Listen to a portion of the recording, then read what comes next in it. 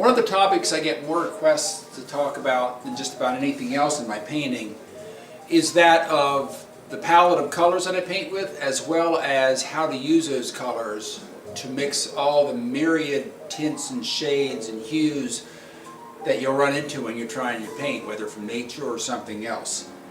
My particular way of painting uses only 6 different colors to mix everything from. So I've got 2 yellows,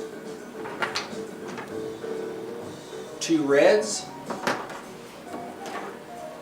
2 blues, white, and occasionally, depending on the painting, black. So today we'll explore just the very basics of how to use those colors, what they look like, a little bit of how they mix together with other colors, but we'll explore all of that in more detail in future segments.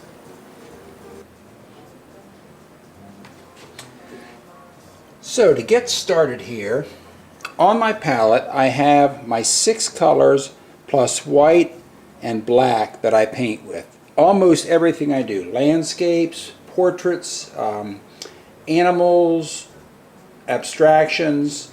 I rarely go outside this palette unless I really need to for some intensely bright color that I just can't quite mix up from these. So I work with 2 yellows, 2 reds, 2 blues, and that gives me all of the ability to create different mixes that I generally will need. I'm using alkyd oils today, which I do most of my painting with. When I paint with acrylics, I use exactly the same combination of colors, it's just a different type of paint, different brand. Okay, starting out with the yellows. My lighter yellow I use is generally Cadmium Yellow Light. That's what it looks like in its straight form. If I mix it down with some white, I get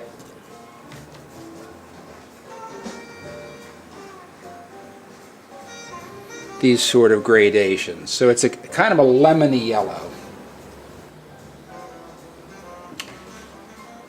The second yellow I usually use is Cadmium Yellow, either medium or deep, and this depends a little bit on the type of paint. Some brands are deeper in their medium than others, so I'll go either way. This is Cadmium Yellow Medium in the Griffin Alkyds. And you can see it is a more orangish kind of yellow. It works very well for mixing oranges and browns, better than the light, which is the more lemon look, would work for that. So I choose what to make my mixed colors with depending on kind of what constituents are in there. Since there's a bit of a red in the orangish tone of the Cadmium Yellow Medium, that works better when I'm going toward red in general. Always exceptions, but in general. Cadmium Red Medium is the bright, slightly orange, intense red I typically use. Here's what it looks with some white added, so it goes in the pink direction. Works very well for making orange mixes. Does not work well for making purples unless you want a very brown purple, because that bit of yellow in there will interfere with it making a nice clean purple. When I want to go more toward purple, I use this, which is called magenta in the Griffin Alkyd. Sometimes I'll call it quinacridone red. The main pigment in it is actually quinacridone red. You see how it's a much more of a magenta purplish red. If I mix that with some white, see, it makes a very different type of a purplish pink from the cadmium. And you can see how that's well on its way toward being purple already, which is why that works the best. It's also a very intense color. A little bit goes a long way with the magenta. My blues, I use ultramarine blue probably 90% of the time for most mixes, including most greens in nature. Even though it's not a greenish kind of a blue, it's a bit toward the purple side, it's much better most of the time in creating those very subtle greens that are usually what you run into in nature, in outdoor plein air painting, for instance. You rarely have intense greens. If you want a more intense green mix, you'll want to go with the phthalocyanine blue, which, as you can see as soon as I whiten it up, is a little bit more on the green side of blue. And so that makes a brighter green. And I'll show you in a minute what I mean. I'm not even going to bother with the black for now. I actually rarely use black. A lot of paintings I won't touch black pigment in.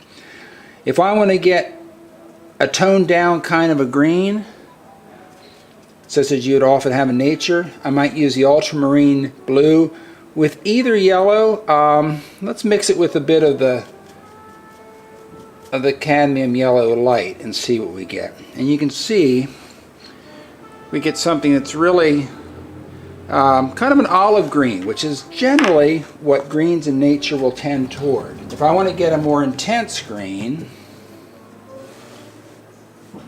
I will use the phthalo blue with that lighter cadmium yellow, and you can see how it's a brighter green.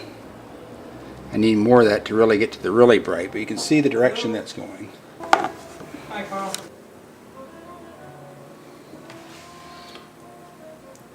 I replenished my cadmium yellow light now just so I can, I'm starting to run out of room, show you with more of that added. That brighter green we're getting into now using the phthalo blue.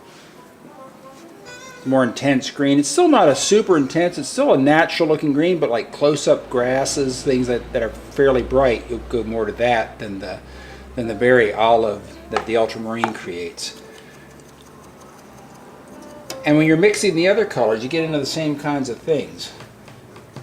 Let me just show you in this session yet, if I can find some room, what happens when you take, say you're wanting to mix a purple, or you mix some ultramarine blue with this magenta, and I'm going to thin it out so you can see the color well.